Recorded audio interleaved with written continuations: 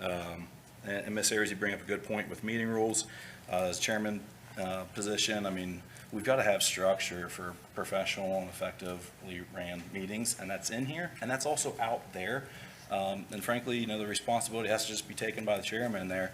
I know at one point earlier in the year, an individual anyway had discussions out in the breezeway, and at one point, after saying that they were ready to leave, Lieutenant Blankenship had to step in because they were told by a party no, and Lieutenant Blankenship said, that's unlawfully restraining someone. And that comes, that's out there and that's after the meeting, but that comes back on the board here. And I want a professionally ran meeting where that hostility and those actions aren't boiling over to where citizens are feeling that way out in the breezeway, and that we have to have Lieutenant Blankenship standing by just to maintain peace and order. And Chief Caviglia, we always appreciate the support and what your team does, so thank you. So he said at the Troy, Ohio meeting, he didn't follow you, but you have it on video where you were in the bathroom coming out, and he was clearly there. Well, and he followed me. He actually cornered me in the council chamber.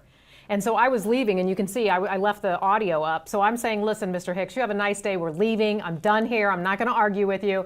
And so as I'm leaving then, as you've seen in the video, he's behind me going, so you're not going to give me this? You're not going to give me this? And I just kept walking, and my bodyguard's right there.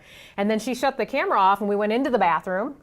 And then as we're coming out, she flipped the camera back on, and you can see me walk right into Mr. Hicks. Wow. So I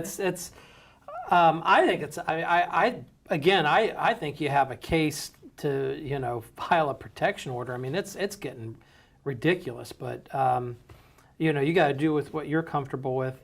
Last night, this is how bad it was. He followed me to the bathroom. And Avery was standing outside the bathroom waiting on me and Mariah to come out, and he waited there and then cornered me again. And then the police had to intercept and allow me to walk out because he kept standing in my way. And this is all caught on video. And it's sad. It's sad.